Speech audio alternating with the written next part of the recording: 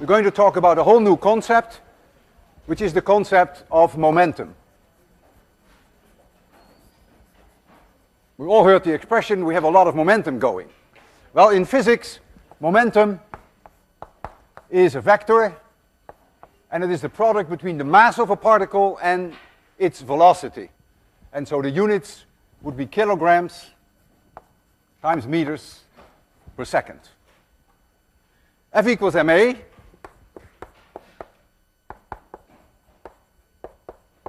That equals m dv dt.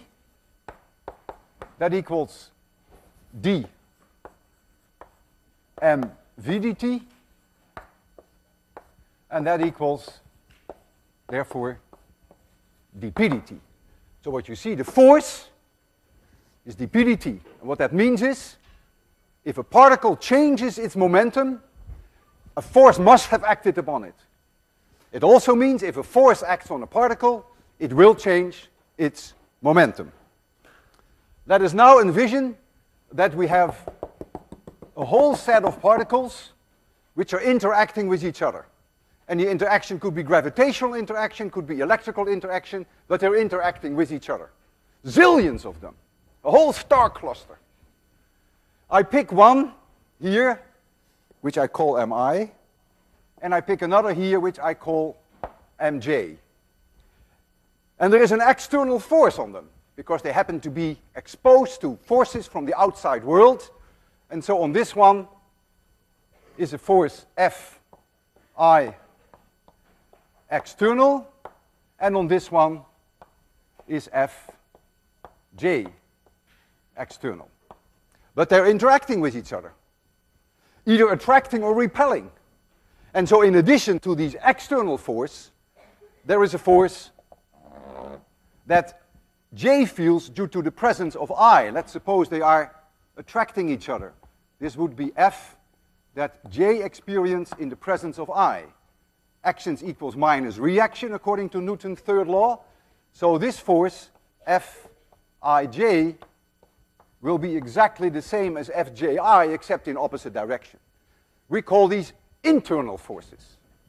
That's the interaction between the particles.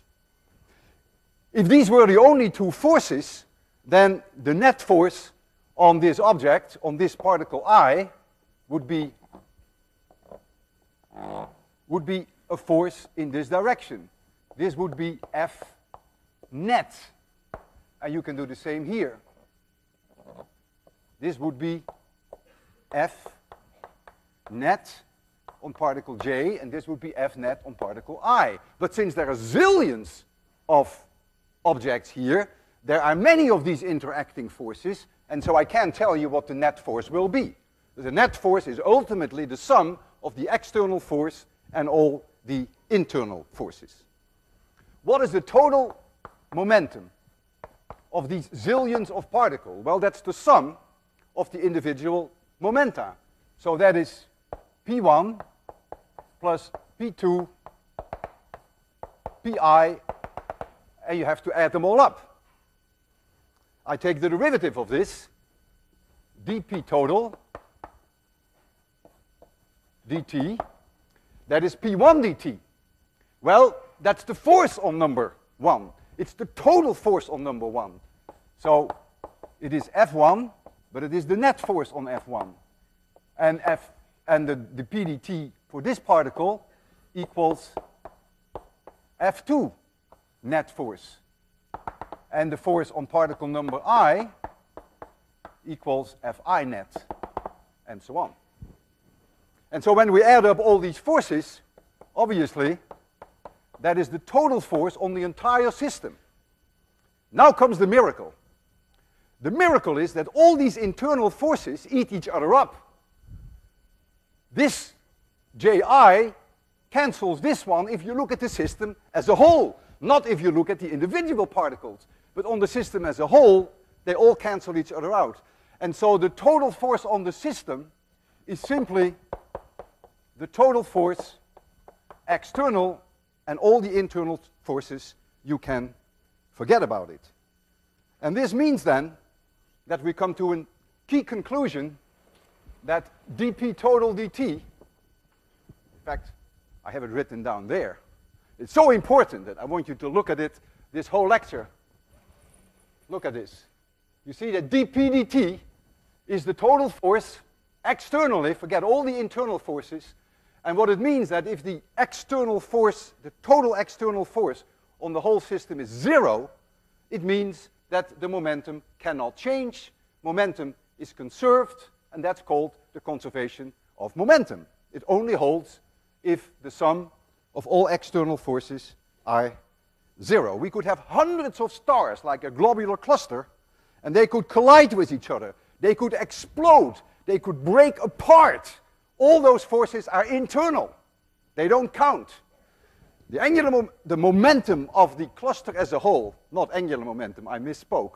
The momentum of the cluster as a whole would not change if there are no external forces on the system. If the net sum, the total external force, is 0. So the individual stars would change their momentum all the time, because the individual particles in the individual stars will experience, of course, the internal forces. I'm not saying that the individual particles do not continuously experience momentum changes. It's just the system as a whole for which the momentum is then conserved. We can do a very simple example so that you get a feeling numerical idea. I would have an object here has mass m1, and here I have one m2. Let this one have a velocity v1, and this one has a velocity v2. A one-dimensional problem, just as a warm-up. They plow into each other, and they stick together. I put some glue on one, and so they stick together. That's a given. You have to accept that. Let this be the direction of increasing x. And so before the collision, I have a certain amount of momentum. I can do this on a horizontal table, which is frictionless. I can do it on an ice surface, which is nearly frictionless, and I ignore air drag. So this is the situation before. And so the momentum that I have before equals m1 v1. This is my plus direction. I could put vectors over there, but that's really not necessary because it's a one-dimensional problem, plus m2 v2. But if you like that, be my guest. That's the momentum before. Now they stick together. And so when they stick together, their total mass is m1 plus m2. And then their velocity happens to be v prime. We often give a prime to the situation after the collision occurs. And so now I can apply for the first time the conservation of momentum. The momentum before must be the same as the momentum afterwards, because there are no external forces on the system. When they collide, you better believe it that there are internal forces. You better believe that there is glue. And it goes plunk, and they feel those forces, both of them. The momentum of each one individually is changing, but not the momentum of the system as a whole. And so this equals m1 plus m2 v prime. And so if we put in some numbers, suppose m1 equals 1 kilogram, and v1 is 5 meters per second. Let m2 be 2 kilograms, and let v2 be 3 meters per second. Then you see, since they're both in the same direction, momentum here is 5, plus 6 is 11. So this is 11. And this is 1 plus 2 is 3. So that is 3 times v1 prime. And so v1 prime is 11/3 meters per second. So the conservation of momentum tells you what the speed is after the collision. When we deal with collisions, the velocities of the object before the collision are unprimed. You see here v1, and you see here v2. Now the velocities after the collisions, by convention, are primed. You see here a v prime. Now if after the collision, object 1 and object 2 have a different velocity, we would call it v1 prime and v2 prime. Now in this case, we're dealing with an inelastic collision. So m1 and m2 are stuck together. They are merged. So it is sufficient to just call it v prime. You could have called it V1 prime, because V1 prime is the same as V2 prime, is the same as V prime. And during the next 4 minutes, you will see that a few times do I call it V1 prime. I wish I really hadn't. It would be better if I had just used V prime. That is unique and sufficient. Now, there was a certain amount of kinetic energy before the collision. And of course, we can all calculate that. Kinetic energy before the collision. That is 1/2 m1 v1 squared plus 1/2 m2 v2 squared. 1/2 m1 v1 squared, 1/2 m2 v2 squared. How much is it? You can do that as well as I can. If you add that up, you'll find 21.5 joules. Trivial to stick in the numbers. Now I want to hear from you. What do you think the situation is with the kinetic energy after the collision? Don't look at the numbers. Just use your intuition. It may be wrong, that's okay. My intuition is often wrong. So there was a certain amount of kinetic energy. We had this collision, and I want you to tell me whether you think that the kinetic energy has perhaps increased or decreased, or maybe the kinetic energy hasn't changed. Who thinks the kinetic energy has not changed?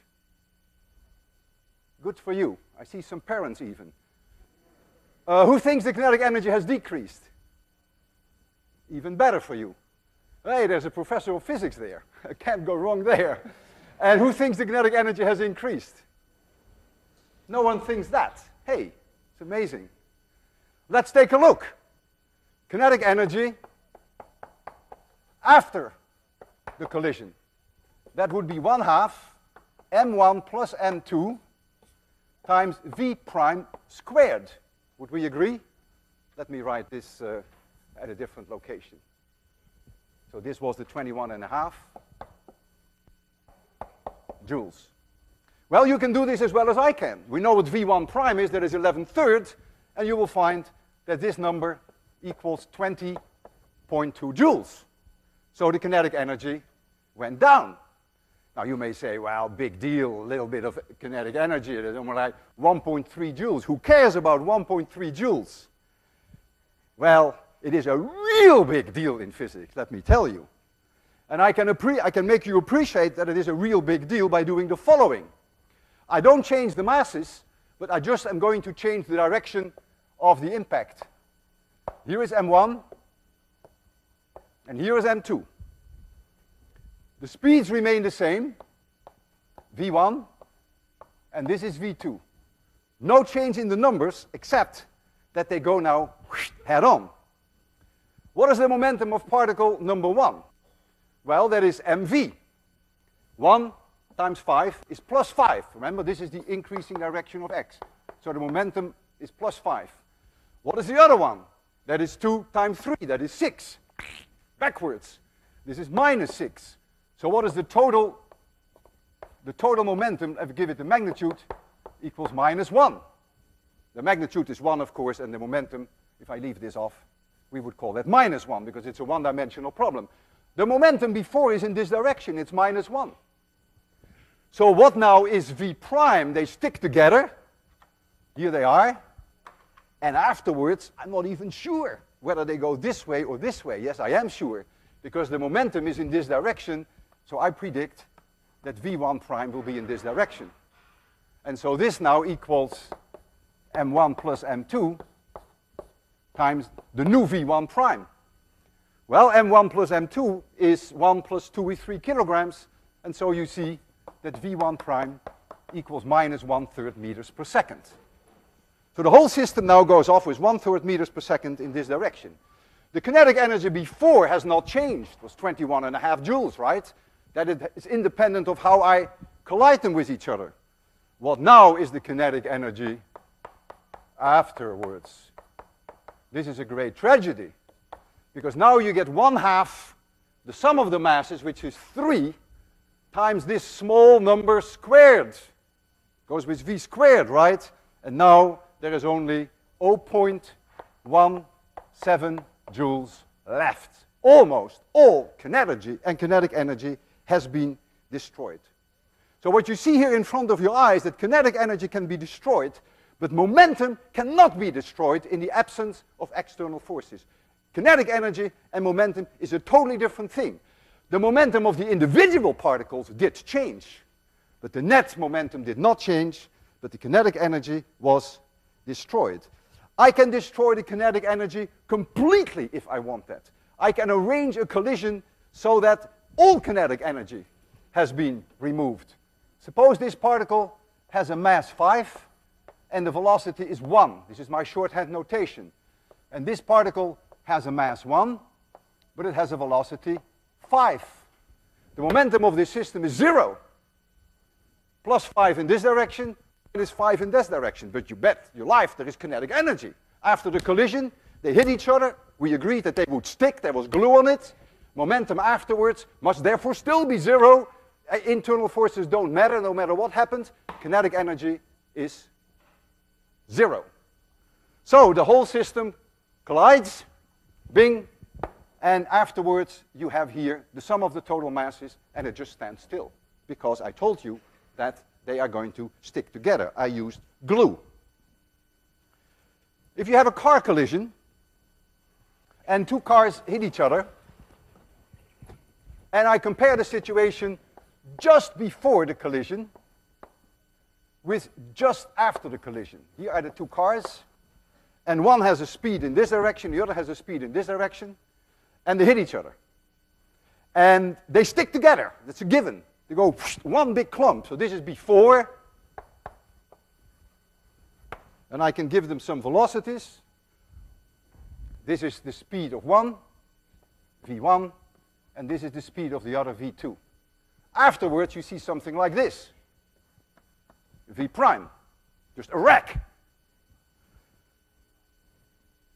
The impact time is so short that the change in momentum due to friction with the road, that would be an external force friction with the road, that can be ignored. It's negligibly small.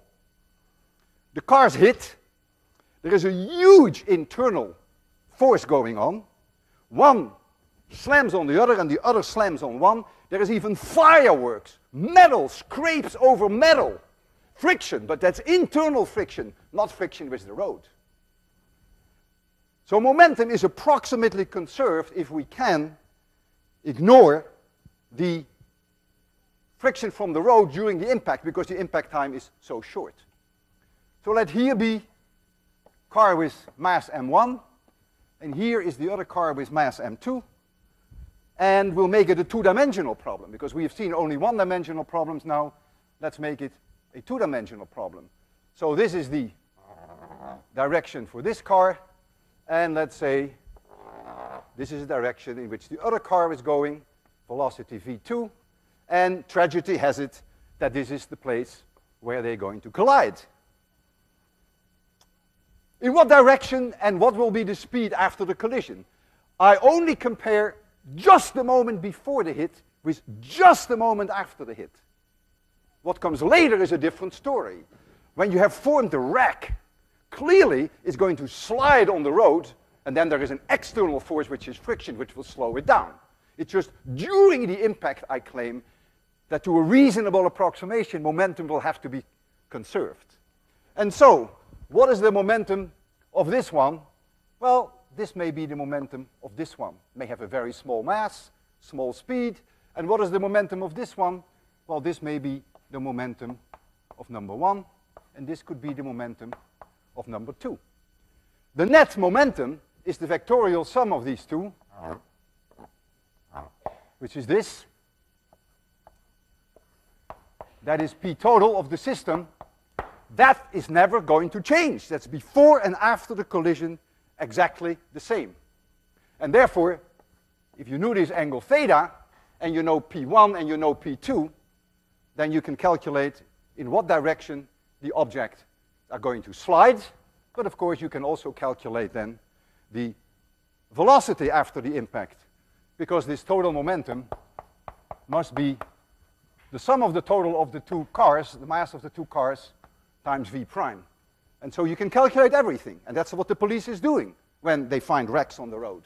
They actually use the the track, the skidding tracks of the rack to calculate V prime, and then they can try to reconstruct the situation as it was before the collision. Now, in all these cases, the objects stuck together. We've only considered cases where they stick together, in which case we call those in physics completely inelastic collisions. Now, next lecture, I will also deal with situations whereby, during the collision, the particles bounce off each other. In completely inelastic collisions, you always lose kinetic energy. Sometimes a little, as you see there, sometimes a lot, as you see there, sometimes everything, as you see there. Always in inelastic collisions do you lose kinetic energy. Can we have in a collision an increase of kinetic energy? Well, it depends on how you define the word collision. The answer is yes. And in fact, I will show you an example and even do a demonstration. In the most simple case that I can think of, I have here a block which has a certain mass m. But there is an explosive inside. And all of a sudden it goes boom! It explodes. Well, before, the speed is 0, and so the momentum is 0. And there comes the bang, and one piece flies in this direction with a certain velocity v2 prime. This is m2. And another piece flies off in this direction with mass m1 with velocity v1 prime. Clearly, momentum must be conserved. This explosion is only internal forces. And so you can write down, if you call this the increasing direction of x, so this momentum is positive and this momentum is negative, the total momentum will never change. It's the same before as it is afterwards, so this must be m2 times v2 prime minus m1 times v1 prime. What happened with the kinetic energy? Well, kinetic energy has clearly increased. There was 0 kinetic energy to start with.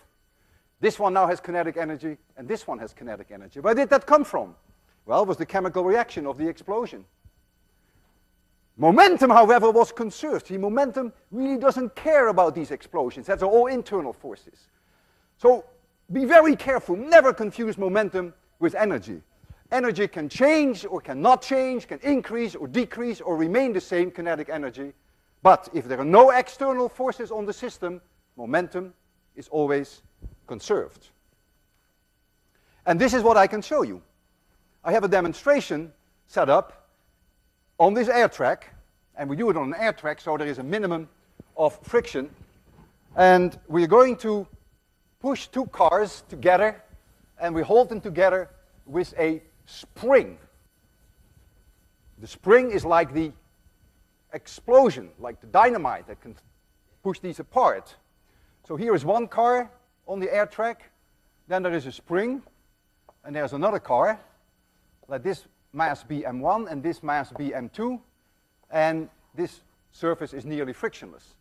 And I hold them together with a string so that I can pull the spring in. So this spring is compressed, and the whole system is at rest, V equals 0. So there is potential energy in that spring. I take a burner, and I burn away this thread. This is the situation before. Momentum before is 0. Total momentum afterwards will also be 0. It's identical to what I did there. And so this object will fly in this direction, and this object will fly in that direction. And you already can tell what the ratio of the velocities will be, because you will see that v2 prime divided by v1 prime, you see it right there, equals m1 divided by m2. And so I will make some predictions about the speed of these 2 objects. The largest mass, by the way, would get the smallest velocity. And the smallest mass would get the largest velocity, the largest speed. What you see in here are really speeds. We don't have the information on the direction anymore.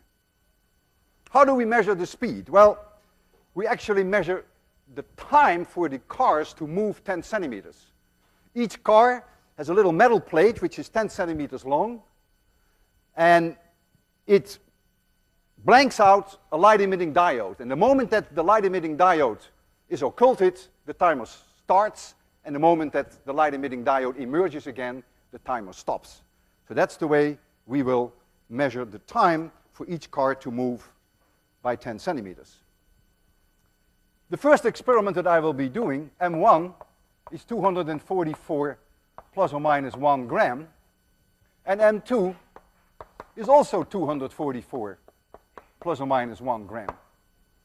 In other words, the uncertainty in the masses is something like 0.4%. That's just part of life. I can't do much better. The time that it takes for object number 1 to go 10 centimeters is obviously 10 divided by v1, which is the velocity that we want to compare them with. Now, the 10 centimeters is really only known to an accuracy of about 1 millimeters. So that is an uncertainty of 1% in my timing, in my velocity. So this is a 1% uncertainty. So if we measure the times that object number 1 and object number 2 will go through this timing device, a measurement of 10 centimeters, you would expect the times to be the same to within roughly 1 plus 0.5, say 1.5%. There is, however, an additional problem that is very difficult for me to evaluate, and that's the following. If here is that light-emitting diode, and here is that metal plate that I mentioned to you, which comes over this diode, occults the diode, and says, start the timer, and then the other end, of course, moves off, and then the timer stops, that criterion for on and off for one diode may not be exactly the same as for the other. Here is one system, one car will fly in this direction, and here's another system, and the car will fly in that direction. And that's not so easy to evaluate unless you do a lot of experiments. So I would roughly guess, I'm always on the conservative side, that this may add an uncertainty in the criterion of the diode of another millimeters. And so effectively, I really don't know any better than 2 millimeters what the 10 centimeters is. So I would say we really have to allow here for 2% plus 0.4%. So I would predict that the times of these two cars will be the same to within roughly 5%. That would be my prediction. So we're going to write down here the times, and then we're going to measure them. So time 1 and time 2. And we will see whether these two numbers are the same within the uncertainty of our measurements. Here is the air track. Have to turn on the airflow. Oh, let me tell, for those of you, for the parents in my audience who haven't seen this one, this is a marvelous device. It is a track which is well constructed so that these cars fit beautifully on this V-shaped track. And then we blow air out of this track, which lifts these cars up so that they float. And so we can move them in horizontal direction with extremely little friction. There is no metal touching metal. The only friction you have is the air drag. That you can never avoid. When you go through the air with a car, there is wind, the same wind that you feel when you drive your bicycle. But it's very little, and that's why these experiments are done on these air tracks. These are not cheap, by the way, these air tracks. They're very expensive. Well, you pay $25,000 tuition, so you might as well get something for it, right? So I hope that these timers are on. They are. And now we have here one car. And notice how frictionless it goes when I touch it. It's very nice, almost frictionless. And here we have another one. And they have equal mass to within 1 gram. And there is a spring between them. Some of you may be able to see it. And I'm going to attach now that string to hold them together. And so I put potential energy in the spring by pushing them together. And they're lined up now here. They have no momentum. The Timer is not on? Has to be reset? Thank you. You're now both 0? Yeah, you sure? Okay. So now I'm going to burn off that wire. The momentum of each one of those cars will change. One will go in this direction, the other one in this direction. Kinetic energy will increase. That's the potential energy from the spring. But the momentum of the system as a whole, after I burn the wire, will remain 0. Ready for this?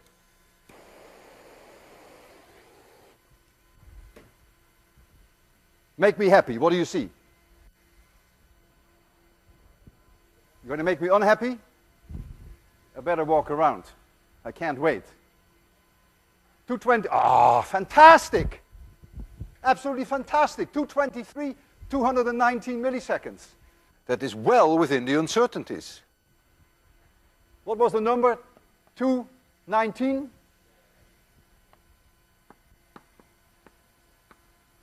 219 milliseconds and 223 milliseconds. If I repeat the experiment and I make the string shorter, I will get different times. I can never predict the times, because if I make the spring more squeezed, then obviously I will have more potential energy. And so the speeds of the cars will be higher. But the times will be the same within the uncertainty of the measurements. So I can never predict the time. Now we're going to do an experiment whereby I'm going to make M2 twice the mass.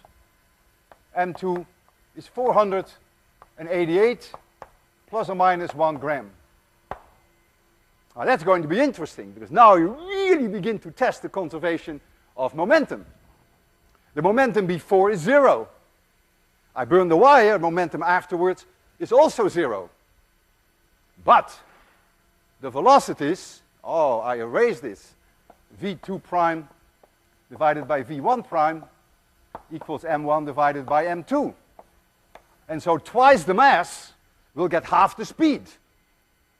And so now you're going to see that one car will go twice as slow as the other. That's the only way that nature can conserve momentum. Nature has no choice. Nature can deal with kinetic energy one way or another, but it cannot finagle momentum. So it must give the more massive car half the speed than it gives the other car. And so we're going to redo this experiment now with a car here which is twice the mass, and this one equals where's my other car? Oh, my car is here. And this one is one's mass. So this is the 244, and the one on your right is the 488. So I have to bring them together again with a string. So I do the work now. I always do the work here in 26100. I do the work. I squeeze these springs. I get paid for that, by the way. And that's potential energy if it goes into the spring. There it is. Momentum is 0. Kinetic energy is 0. I have to 0 the timers. Oh, and I would like to make a prediction. I would like to see, we'll measure T1, and then we'll measure T2, and then we get a number, and we get a number, and if we multiply this number by 2.00, then I would like to get this number within the uncertainties of the measurements. There is always an uncertainty in any measurement that you do. All right? Make sure that, are the timers 0? Okay, there we go.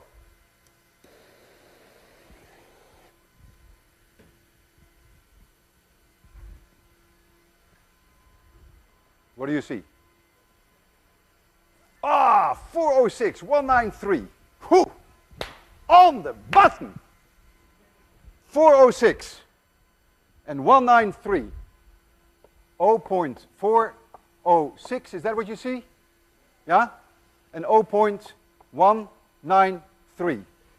Now I don't even need my calculator to multiply this by 2. I can even do that by heart. 9, 3, 0.396, 0.406.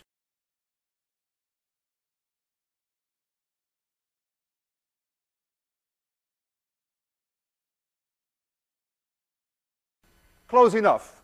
The two are in excellent agreement within the 2.5% uncertainty in each measurement. So you see, that's exactly how you can demonstrate the conservation of momentum. They picked up kinetic energy, but after the wire was burned, the momentum remained zero.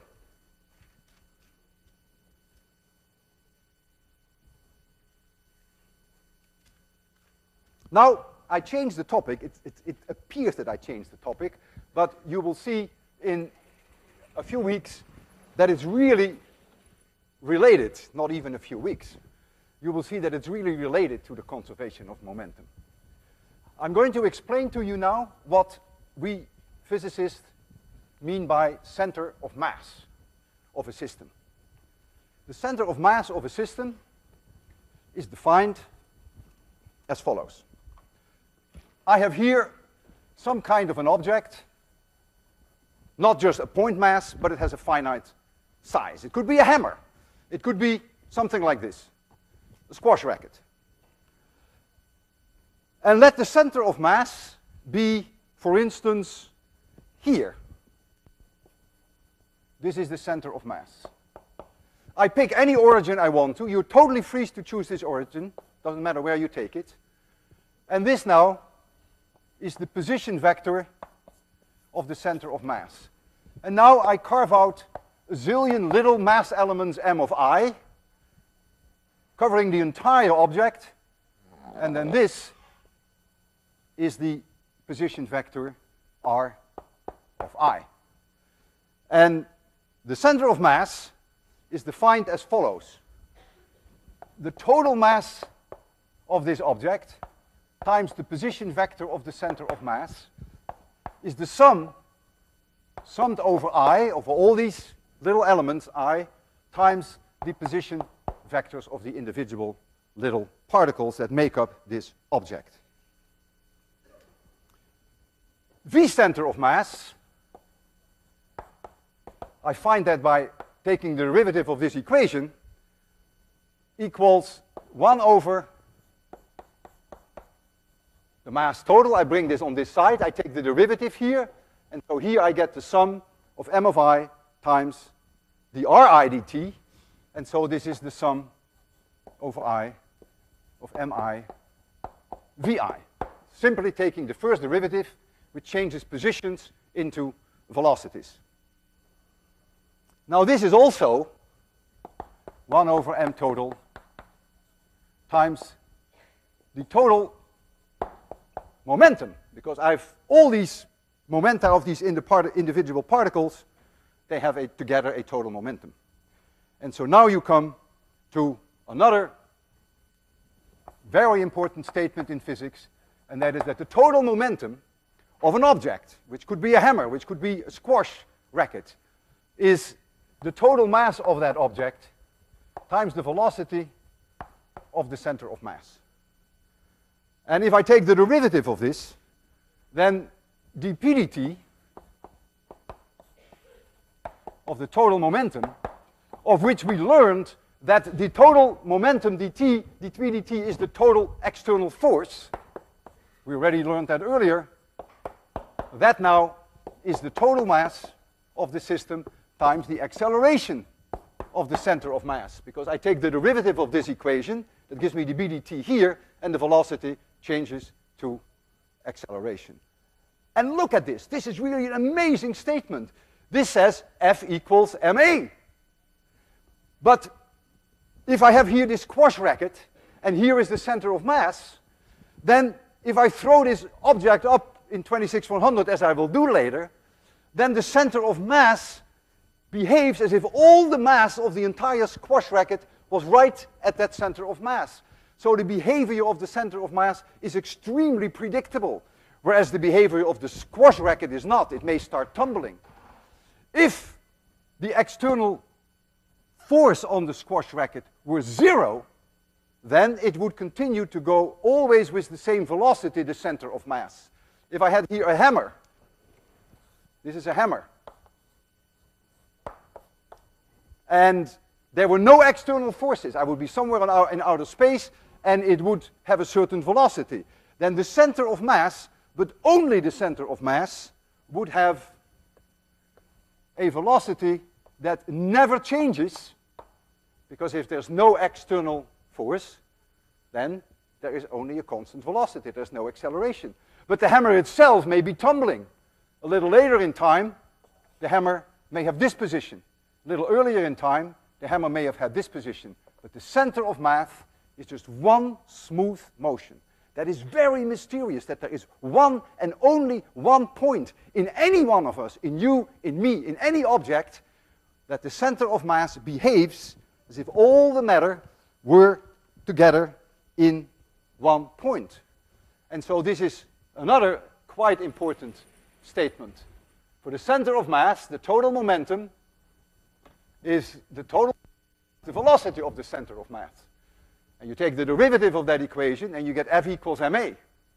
And that means if the external force is 0, you can go back to the upper line again, if the external total force is 0, then the momentum of the system is conserved, and so the center of mass will then keep its velocity unchanged. Let's do one calculation to give you some experience on how you derive the center of mass. I'll take a simple case. I won't take a hammer. It's a little bit complicated. I will take 3 masses, which are held together by very unphysical, by massless rods, say. Then I have 3 point masses, and that makes my life a little easier. Let this be the y-axis, and this the x-axis. And here at 0, I have a mass m. At a distance L, I have here a mass 2m. This is also L, and this is also L, so this is an equilateral triangle. These are massless rods, and here I have a mass m. And I'm asking you, where is the center of mass? So you have 3 point masses, and they are connected with massless rods. Well, for those of you who have a good feeling for symmetry, they would say certainly it has to lie somewhere on this line. And it's probably slanted in the direction of the 2m, so it will probably be somewhere here. And so this will be the position vector r center of mass. And the individual position vectors from the origin here will be this, and this will be a position vector to this object.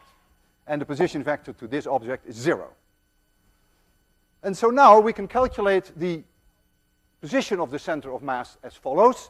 We know that the total mass, which is 4m, times the position vector, r center of mass, I go all the way up there on the blackboard, that's my definition for center of mass, equals the sum of the individual masses times their position vector. So it is the sum over I, m of I times Ri. And this I goes from 1 to 3. Now this is a vectorial equation, and whenever we have a vectorial equation, it sometimes pays off to split it into 2 components, a y and to an x component. And so in the x direction, of course the same equation holds for the x component of these vectors. So now I have that 4m times the x component of the center of mass equals this mass times the x component of its position vector, which is 0, plus this mass, which is 2m, times the x position, which is L, so plus 2m times L, plus this mass times the x component of this mass, which is 1/2 L. So that gives me plus 1/2 m times L. My m goes, and so I get that x center of mass equals 2.5 divided by 4, that is 5/8 L. So we were not too far off where we put it. Now in the y direction, you can do exactly the same. You can split it up into the position vector of this object, which is 1/2 L square root 3. This one has no y component, and this one has no y component. So this is very easy. So you're going to get that 4m times y of the center of mass equals this mass m times the y component of that position vector, and that is 1/2 L square root of 3. And so you lose your m, and so you see that y center of mass then becomes the square root of 3 divided by 8 times L. And I think that's about 0.22 L very roughly. Yes. And so you see that we didn't put it in so badly. It's about 1/5 of this distance. It's about 1/5 higher than this distance. And so you can calculate the center of mass. That's really not too hard if you have discrete points. If you have a car or if you have an object like this, then it is of course much harder to calculate the center of mass. I will teach you in a few weeks a very easy way to determine experimentally where the center of mass is located. Experimentally, which is different from calculating it analytically as we just did. So I mentioned to you that the motion of the center of mass is very uniform in the absence of external forces. And that I can demonstrate for you again with the air track. We have a system here of two cars which are connected by a spring. I will turn on the air shortly because the air makes a lot of noise. These are two cars connected by a spring, and I will give these cars a certain motion, and they will go in this direction, and they will oscillate in a weird way because they are connected with a spring, and I keep them connected. And it would be nearly impossible for us to evaluate the motion of these two cars individually. But if I give the whole system a certain velocity, and then they go like this, and they keep going like this, and maybe crazy things, momentum of the center of mass will not change. Only of the center of mass, not of this car, not of that car. That's the uniqueness of the center of mass. And so the center of mass will just laugh at us and ignores all these motions and will travel at a constant speed very nicely. So if you concentrate on that little object, you may be able to see that. You may need a lot of imagination to see that, because you're going to be distracted by the weird motion of the other two objects. This is the center of mass. It's right in the middle. The objects have the same mass. There we go.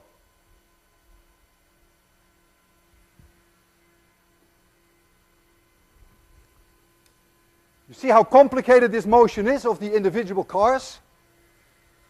Can you see that the center of mass is moving very uniformly, or can you not see that? You think you can see that. You have a lot of imagination. But I will help you. I will turn off all the light and only turn on ultraviolet light. And ultraviolet light will interact with that little ball, the center of mass. And when I then make it dark, you will only see the motion of the center of mass. And then you can really see that the center of mass moves in a very civilized way. I'll bring it out here again.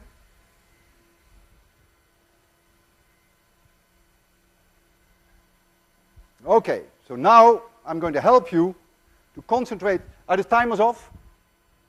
Yes, timers are off? Okay, dark. Let your eyes get used to the darkness.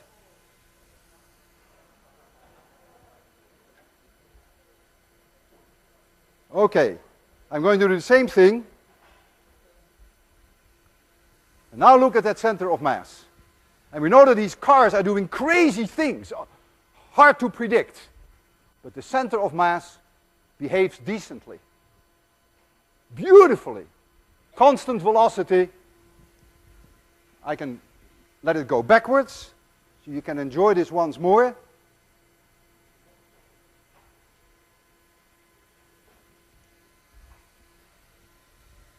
Center of mass motion, in the absence of external forces, has a constant velocity. When I throw up a hammer, then the hammer will do very weird things. The hammer will start to tumble and rotate, but the center of mass will behave in a civilized way. If I throw up a hammer, then the center of mass, and only the center of mass, will just go along a perfect parabola, as if it were just a tennis ball. Now, at one point, I will do it with a squash racket. At one point, the squash racket may be like this, and at another point, the squash racket may be like this, and a little later, it may be like this.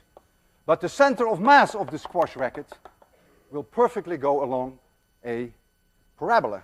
And so we have here a squash racket, and we have here the center of mass. I have also here a regular, now it is not quite a tennis ball, but close enough. This one, you would expect it to behave perfectly like a parabola. From this one, you would not expect it to behave like a parabola. Let me throw this one up in light, and you will see that it is very strange motion. If I show you the whole thing in UV, then you will see the same kind of beautiful parabola as you would see with this ball. Something like this. Forget the fact that it lights up. You remember that was the last lecture that I wanted to remind you of. So now we're going to turn off the lights, and I want to show you the motion of the center of mass.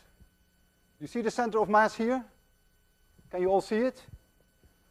Okay, there we go. You ready? Concentrate only on the center of mass. Nice parabola or not? Shall I do it again? You see the center of mass? Can you see it? You can still see it, right? A wonderful parabola for me. All right, enjoy the presence of your parents. Have a good weekend. See you Monday.